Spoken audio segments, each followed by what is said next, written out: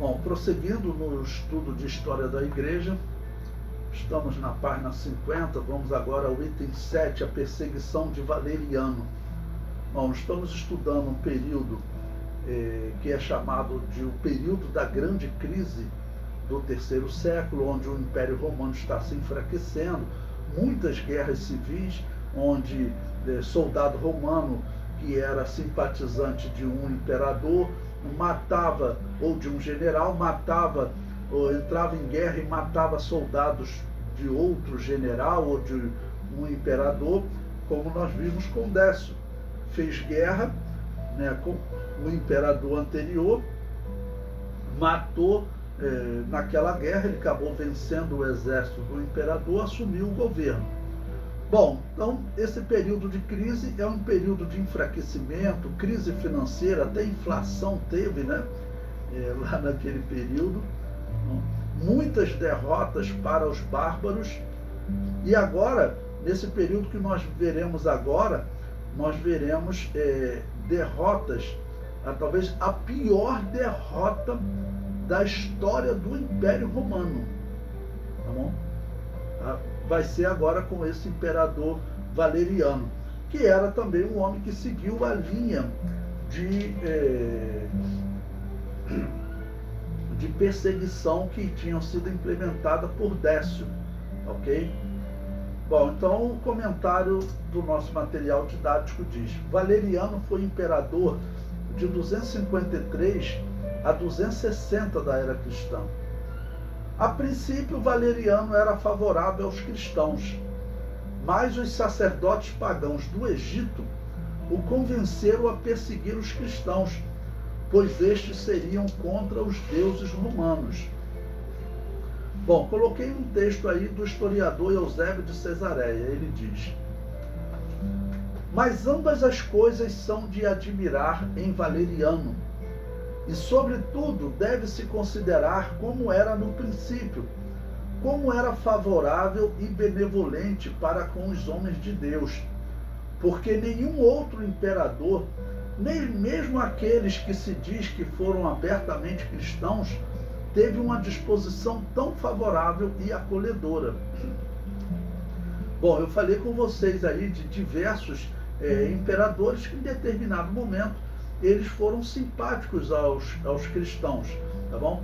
Até mesmo antes do imperador Décio, eu contei para vocês a história do imperador Filipe, que ele chegou a ser acusado de ter se convertido ao cristianismo, acusado pelos pagãos, né? Em que ele era simpático, era criticado pelo seu general Décio. E agora vem um outro imperador que ele também era simpático ao cristão, e esse era realmente abertamente simpático. Porque em Roma era muita traição. E se você via um servo que era uma pessoa correta, você via que ele não enganava ninguém, não gostava de mentir, servia um imperador corretamente, e às vezes dizendo, vamos orar pelo senhor e tal, e acabava que muitos imperadores realmente ficaram simpáticos, desenvolveram uma simpatia aos cristãos. Foi o caso de Valeriano, até que, observe a continuação da leitura. Bom, no começo recebia-os com uma familiaridade e uma amizade manifestas, e toda a sua casa estava cheia de homens piedosos, e era uma igreja de Deus, ou seja, a casa do imperador se tornou uma igreja de Deus. Para ele, aquelas pessoas, né, que serviam esse Deus eram pessoas corretas, pessoas boas. Então, na casa dele, na família dele, tá bom? Haviam então cristãos, e a própria casa dele era uma igreja de Deus, vamos dizer, se tornou um ponto de pregação.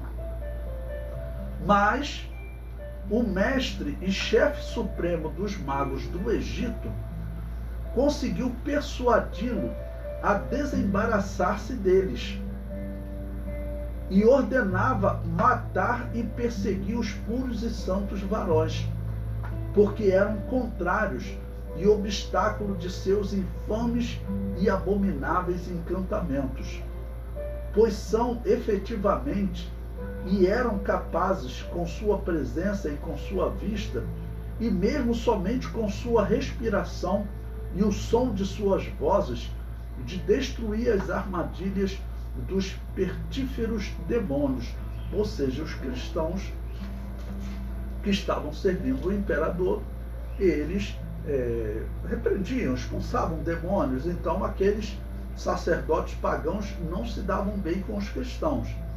E prossegue. E lhe sugeria realizar incitações impuras, sortilégios abomináveis e ritos de maus auspícios, assim como degolar pobres crianças, ou seja, falava para o imperador, o que era normal entre os povos pagãos, né? Para você vencer essa guerra, você tem que sacrificar uma criança. Não, isso era comum, mesmo os romanos condenando isso, mas nós vimos que teve imperador aí que ele defendeu principalmente o sacrifício de mulheres. Ele era gay, né?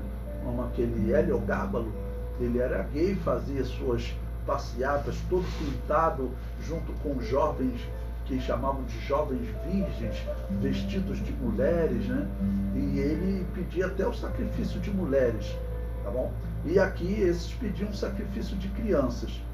Imolar filhos de pais desafortunados, abrir entranhas de recém-nascidos e cortar e despedaçar as criaturas de Deus, como se por isso tudo pudessem ser felizes. Pois bem, a partir disso, esses sacerdotes do Egito convencem ele de que ele para se envolver em guerra, ele tinha que ter o auxílio dos deuses. E ele estava enfrentando duas grandes frentes de batalha, como é dito, né? Os galeses, né? Os bárbaros, que eram os europeus naquele período, e também os persas. Os persas tinham se desenvolvido, a Pérsia tinha sido um grande império no passado, é o atual Irã, né? Tinha sido um grande império no passado, e os persas começaram a se fortalecer, e ele vai ter que entrar em guerra contra os persas. E nessa guerra os sacerdotes falavam, olha, você quer a ajuda dos deuses, né? Você tem que sacrificar a criança, você tem que abandonar o que aqueles cristãos estão dizendo. E aí isso aconteceu com diversos imperadores que acabaram se voltando contra os cristãos. O comentário prossegue. Valeriano teve que partir para o campo de batalha em uma luta contra os persas que haviam invadido a cidade de Antioquia, na Turquia. Em momentos de guerra, os imperadores renovavam os seus votos com os deuses pagãos, pois acreditavam que estes determinavam a vitória ou a derrota. E ele ficava aí num mato sem cachorro, vamos falar assim, né? Porque ele era simpático aos cristãos, mas a guerra dos romanos, os sacerdotes que iam trabalhar acompanhando o exército, ele exigia fidelidade a esses deuses e logo exigia perseguição aos cristãos. Em 257, em meio à batalha, Valeriano enviou uma carta ao Senado onde exigia que os pastores e bispos sacrificassem aos deuses romanos para que estes predestinassem os romanos à vitória. A carta também proibia reuniões em cemitérios, porque certamente ele já tinha conhecimento que durante as perseguições os cristãos fugiam para o cemitério. E nenhum soldado romano, ninguém queria ir lá nos cemitérios, que eram chamados de catacumbas, né? Ele prossegue. Valeriano tinha conhecimento que em outras perseguições os cristãos realizavam seus cultos nestes locais, que também eram chamados de catacumbas. Em 258, enviou uma segunda carta onde ordenava a condenação de toda a liderança cristã. As autoridades romanas, incluindo senadores que fossem cristãos, perderiam os seus títulos e propriedades. Bom, com um ano de batalha, ele devia estar levando uma surra. Nós veremos o resultado mais abaixo, é uma derrota vergonhosa. Então, a pressão continuava, olha, tem que mandar matar aqueles cristãos, tem que tirar as propriedades e título dos senadores que são cristãos. O exército romano estava em dificuldades e precisava que os seus deuses agissem em favor. Essa era a crença dos romanos. Normalmente, em meio aos rituais, os sacerdotes dos deuses romanos exigiam a execução dos cristãos. Os cristãos foram mortos, mas os deuses romanos não fizeram nada pelo exército, pois o imperador acabou derrotado, aprisionado e morto. Junto ao imperador foram capturados 70.000 soldados, 70.000 homens. Essa é a derrota mais vergonhosa da história de Roma. Não? Um imperador ser aprisionado, ser torturado e acabar sendo morto pelas torturas, e junto com 70.000 homens. Isso é um número inacreditável. Eu tenho falado para vocês que o exército romano ele era tão superior aos adversários que eles lutavam na proporção de 1:7. Quantos adversários? Quantos bárbaros? Tem ali 7.000. Manda 1.000 soldados só, e o soldado romano chegava lá e detonava eles. Agora pense em 70.000 romanos em guerra junto do imperador, perder a batalha, serem aprisionados e escravizados. Muitos historiadores dizem que esse seria o fim do Império Romano. O natural é que aqui o Império Romano acabasse, porque os bárbaros também ouviam essas notícias. E os bárbaros, vivendo em grande miséria, como eles viviam, né, em dificuldade, eles falavam, olha, está na hora de nós atacarmos as cidades romanas e ali nós fazermos saque para conseguir algum tipo de riqueza. Não? Então, esse homem que infelizmente mudou, né, sendo simpático aos cristãos, mudou para perseguidor por ordem, pelo que a história diz, Eusébio de Cesareia diz, dos sacerdotes do Egito. Não? E acabou então se tornando um perseguidor e acabou sofrendo a pior derrota de um imperador romano, sendo morto, né, sendo capturado e morto pelos persas. É interessante, né?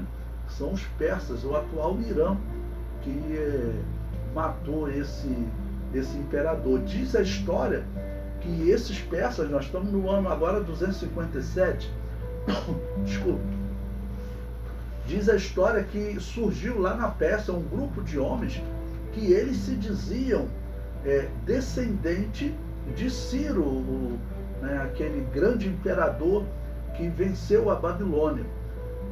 E é interessante também, porque se vocês pesquisarem hoje na internet,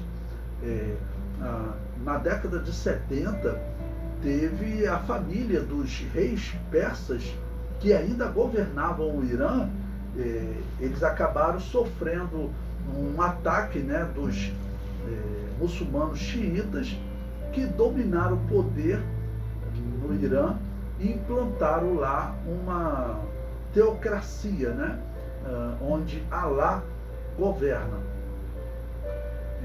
Há cerca de 3 anos, 2-3 anos, esse descendente dos persas, né, dos reis persas, que foi expulso do Irã, ele acabou indo para os Estados Unidos. Tá bom? Então, esse rei persa, ele esteve no Muro das Lamentações. E ele deu uma entrevista dizendo que se ele conseguir restaurar a monarquia lá na Pérsia, ele vai acabar com essa guerra contra Israel. Olha, eu estou vendo aqui, interessante, na verdade foi no ano passado, 20 de abril de 2023, tá bom? Vai fazer exatamente um ano em que ele esteve no Muro das Lamentações. Vocês podem ler a entrevista dele tem diversos sites, o próprio site da CPAD fez comentários, né, sobre essa visita dele, e um ano depois nós estamos vendo uma terrível guerra entre esses muçulmanos xiitas que expulsaram na década de 70 dessa família de reis, que também se dizem descendentes dos reis persas. Então é um momento profético interessante que nós estamos vivendo, né? Mas como eu disse para vocês, a derrota do Irã foi vergonhosa, porque eles enviaram mísseis, que seriam mísseis de alto poder de destruição.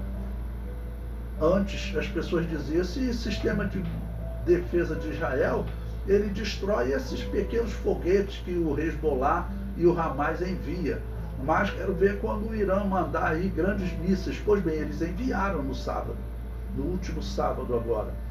E esses mísseis foram facilmente destruídos por Israel, porque o sucesso da operação foi na casa de 99%. Tá bom? Então, foi uma derrota vergonhosa. Tanto que o presidente dos Estados Unidos falou para Israel, olha, procura não reagir para não escalar uma violência, porque na verdade vocês já venceram. Vocês tiveram uma vitória humilhante sobre os persas, porque os foguetes que eles enviaram foram todos destruídos, né? 99% é uma vitória esmagadora, né? Foi uma grande vergonha para o Irã, mas eles saíram com o discurso, isso aí foi algo menor que nós mandamos, nós vamos mandar algo maior. Eu não consigo acreditar que eles mandaram um ataque pequeno. Aquilo ali provavelmente é a alta tecnologia deles. Eles estão revoltados porque eles estavam alimentando o Hezbollah e militares iranianos que estavam lá na Síria trabalhando com o Hezbollah. Israel foi lá e matou eles. Na verdade, nós não temos nem certeza se foi Israel, porque Israel não assumiu esse ataque. Não? Porém, o mundo está considerando que realmente tenha sido Israel.